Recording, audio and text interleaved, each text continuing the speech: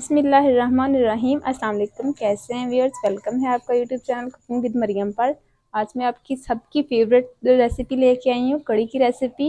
लेकिन मैं इसे कड़ी पकौड़ा नहीं कह सकती क्योंकि मैंने आलू से बनाई है। हमारे घर में आलू से ज़्यादा पसंद की जाती है। इंशाल्लाह मैं आपके साथ कड़ी पकौड़े की रेसिपी भी शेयर करूँगी। बहुत ही मज़ेदार है, बहुत ही टेस्टी है। ज़रूर ट्राई कीजिएगा और मुझे कमेंट में बताइएगा आपको मेरी ये रेसिपी कैसी लगी। चलिए जी रेसिपी बनाना करते हैं स्टार्ट। इसमें क्या क्या शामिल होता है मैं आपको साथ साथ बताती जा रही हूँ। चलिए व्यू रेसिपी बनाना करते हैं स्टार्ट। रेसिपी बनाने के लिए सबसे पहले हमें चाहिए लस्सी। ये मेरे पास चाटी की लस्सी है और ये 1 दिन पुरानी है, क्योंकि 1 दिन पुरानी होगी तो ये थोड़ी खट्टी होगी और हमारे कड़ी इससे बहुत ज़्यादा मज़ेदार बनेगी। अगर आपके कोई मसला नहीं, अगर आपके पास लस्सी अवेलेबल नहीं है तो आप दही लेके उसकी लस्सी भी बना सकते हैं। 1 लीटर दही लीजिएगा, उस अच्छे से पहले फेंट लीजिएगा, फिर इसमें 2 लीटर आप पानी शामिल करके आप उसकी अच्छी सी लस्सी बना सकते हैं। उससे भी आपकी कड़ी बहुत मज़ेदार बनेगी। 1 अदद प्याज लिया है मीडियम साइज़ का, इसको बारीक बारीक काट लिया है। टमाटर है 2 अदद, इनको बारीक काट लिया है। हरी मिर्च का पेस्ट बना लिया है, जूसर में थोड़ा सा पानी डाल के अच्छे से ग्राइंड कर लिया है, क्योंकि इससे कड़ी ज़्यादा मज़ेदार बनेगी। और लहसुन अदरक का पेस्ट है। और ये कड़ी मैं आलू के साथ बना रही हूँ, तो ये मेरे पास आधा किलो आलू थे, इनको भी बारीक क्यूब्स में बना लिया है, क्योंकि हमारे घर में आलू के साथ ज़्यादा पसंद की जाती है। आप पकौड़ों के साथ भी बना सकते हैं, उसकी रेसिपी मैं आपके साथ ज़रूर शेयर करूँगी। बेसन है तकरीबन 1 कप है, इसको मैंने अच्छे से छान लिया है। छान के इसे बाउल में शामिल किया। आप भी छान के इस्तेमाल कीजिएगा, क्योंकि इसमें अगर कोई भी चीज़ हो तो वो निकल जाती है।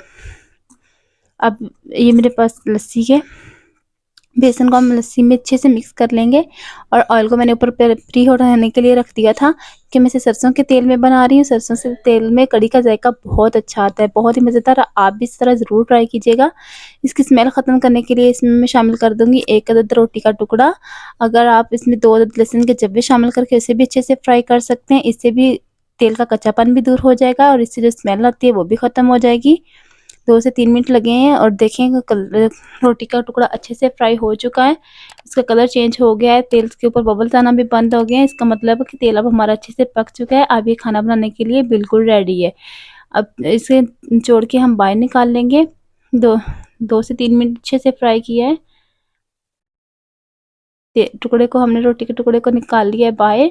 अब इसमें 2 अदद तेज़ पत्ते शामिल करेंगे। कड़ी में तेज़ पत्ता कड़ी पत्ता ना जाए ये तो हो ही नहीं सकता। और आधा फूल बादियान का फूल भी अगर आपके पास हो तो आप ज़रूर शामिल कीजिएगा, इससे बहुत अच्छी खुशबू आती है। आधा चम्मच जीरे का शामिल करके फ़ौरन इसमें प्याज डाल देने, क्योंकि तेल हमारा ऑलरेडी गर्म था तो हमारे मसाले जल जाने थे अगर हम वेट करते। तो फ़ौरन ही इसमें प्याज शामिल कर दिए और 2 से 3 मिनट हम प्याज को गोल्डन कलर चेंज तक फ्राई करेंगे। जब तक हमारा प्याज फ्राई होता है, साथ ही हम इसमें बेसन मिक्स करके अपनी लस्सी को भी तैयार कर लेते हैं। लस्सी में हम शामिल करेंगे 2 कप बेसन के थे, अच्छे से छाना हुआ। इसे अच्छे से मिक्स करेंगे आहिस्ता आहिस्ता। आप इसे किसी भी चम्मच की मदद से भी मिक्स कर सकते हैं। अगर आपको मिक्स करने में ज़्यादा में प्रॉब्लम हो तो आप थोड़े से लस्सी में मिक्स करके फिर आप ज़्यादा लस्सी में से शामिल कर सकते हैं। अच्छे से चम्मच हिलाते हुए इसे मिक्स करेंगे। अगर आप इसे स्पैचुला से भी करने में मुश्किल हो तो आप जूसर वाला जग होता है उसमें शामिल करके उसमें भी हम इसे मिक्स कर सकते हैं। 2 से 3 मिनट इसमें ग्राइंड करेंगे बेसन और लस्सी डाल के, तो अच्छे से हमारा मिक्स हो जाएगा। से चलाते हुए मिक्स करेंगे, साथ साथ अपने प्याज में भी चम्मच हिलाते जाएंगे ताकि हमारा प्याज भी ना जल जाए। दोनों चीज़ों को बराबर हिलाते रहना है। देखें प्याज का अच्छा सा कलर आ गया। अब इसमें हम शामिल कर देंगे लहसुन अदरक का पेस्ट। 2 चम्मच लहसुन अदरक का पेस्ट है, इसको अच्छे से शामिल करके इसे 2 से 3 मिनट पकाएंगे, इसका कच्चापन दूर होने तक चम्मच हिलाते हुए। साथ साथ चम्मच भी हिलाते जाना है ताकि हमारे प्याज जो है लहसुन है वो जल भी ना जाए, क्योंकि तेल हमारा ज़्यादा गर्म था, क्योंकि पहले भी गर्म किया हुआ था, प्याज के साथ भी ये गर्म हो रहा था। लस्सी भी हमारी तैयार हो गई है, इसे हम कर देंगे साइड पे। अब इसमें हम शामिल कर देंगे अपने कुछ स्पाइसेस।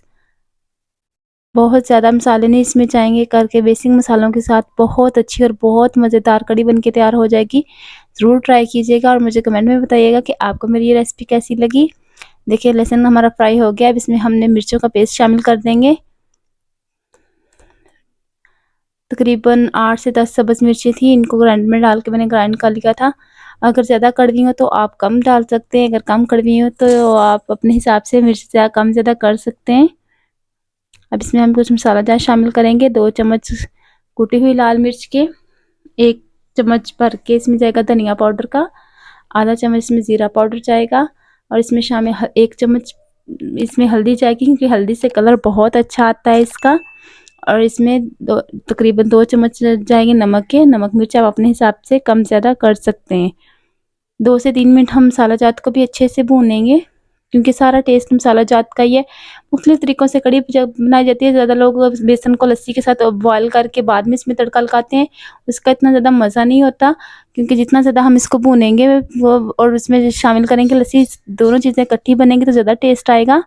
اب اس میں شامل کریں گے ہم ٹماٹر جو ہم نے باریک کاٹ لیے تھے، اور تقریباً 5 سے 6 منٹ ٹماٹروں کو بھی اس کے ساتھ ہم نے اچھے سے بنائی کرنی ہے اس کی، تاکہ مسالے اچھے سے ہمارے بھون جائیں. اگر آپ کو لگے کہ مسالے جل رہے ہیں تو اس میں تھوڑا سا پانی بھی شامل کر سکتے ہیں، لیکن مرچوں میں پانی ڈال کے گرائنڈ کیا تھا تو وہ مسالے میں پانی تھا. اس میں ہم شامل کریں گے آدھا چمچ کسوری میتھی کا.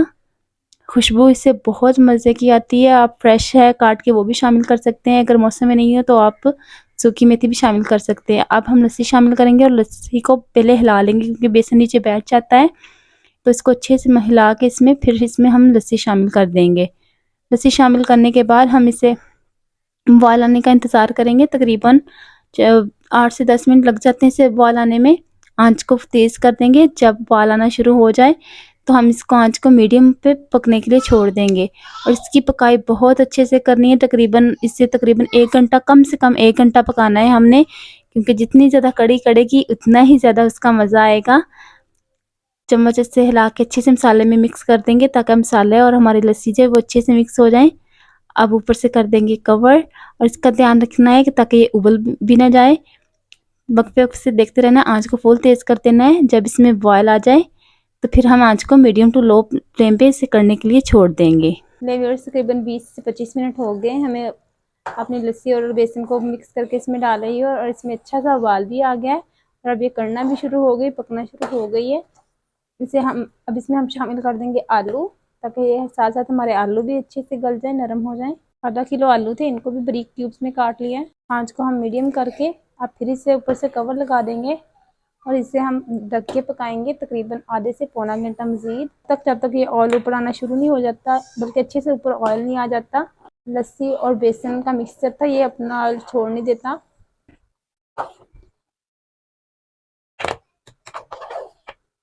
ایک دفعہ ساتھ ساتھ ہم نیچے چمچ پہ ہلاتے جائیں گے ہر 5 منٹ کے بعد، تقریباً 7 منٹ کے بعد، تاکہ یہ نیچے سے لگ بھی نہ جائے. اوپر کر دیں گے کور تقریباً آدھے گھنٹے کے لیے. تقریباً 20 منٹ ہو گئے ہیں ہم نے دم پہ لگائے ہوئے، اور دیکھیں اوپر آئل آنا بھی شروع ہو چکا ہے. تقریباً اس کا مطلب کہ تقریباً تیار ہونے کے قریب ہی ہے. اب اس میں ہم شامل کریں گے کسوری میتھی، تقریباً آدھا چمچ ہم نے پہلے شامل کر دی تھی. یہ خوشبو کے لیے، اس سے خوشبو بہت پیاری آئے گی آپ کڑی کی. اور اس میں 1 چمچ جائے گا بھر کے پیسا ہوا زیرہ، گرم مسالہ، اچھے سے مکس کریں گے. اور تقریباً 10 منٹ ہم اسے مزید دم پہ لگا دیں گے تاکہ جو تھوڑی بہت کسر رہ گئی ہے وہ بھی پوری ہو جائے. تقریباً 20 منٹ مزید ہو گئے ہم اسے دم پہ لگائے ہوئے، اور ماشاءاللہ تقریباً ہماری کڑی ڈن ہو چکی ہے. دیکھیں اوپر آئل آ گیا ہے. آئل یہ آپ کو کم اس لیے لگ رہا ہے کہ ہم نے کم آئل میں بنائی ہے، بہت زیادہ آئل نہیں ڈالا، نہ ہی اسے ہم الگ سے تڑکا لگائیں گے کیونکہ زیادہ آئل ہماری صحت کے لیے نقصان ہے. اگر آپ ینگر ہیں تو آپ کو بھی اندازہ نہیں ہوگا، اگر آپ 25 سے 30 سال کراس کر چکے ہیں تو پھر آپ کو پتہ چل جائے گا کہ زیادہ تیل ہماری صحت کے لیے کتنا نقصان دہ ہے. اسی لیے کم آئل میں ریسیپیز بنایا کریں. بہت زیادہ تیل کا کوئی لاڈ نہیں ہوتا. بہت ہی مزیدار ہماری کڑی بن کے تیار ہو چکی ہے، ضرور ٹرائی کیجیے گا. اور ہمارے آلو بھی اچھے سے گل چکے ہیں. امید ہے آپ کو ہماری یہ ریسیپی پسند آئے گی. اگر ویڈیو اچھی لگے تو اسے لائک کیجیے گا، شیئر کیجیے گا، اور ہمارے چینل کوکنگ ود مریم کو ضرور سبسکرائب کیجیے گا. ملتے ہیں ایک نئی ریسیپی میں، ایک نئی ویڈیو میں. تب تک ہمیں اجازت دیجیے. اللہ حافظ.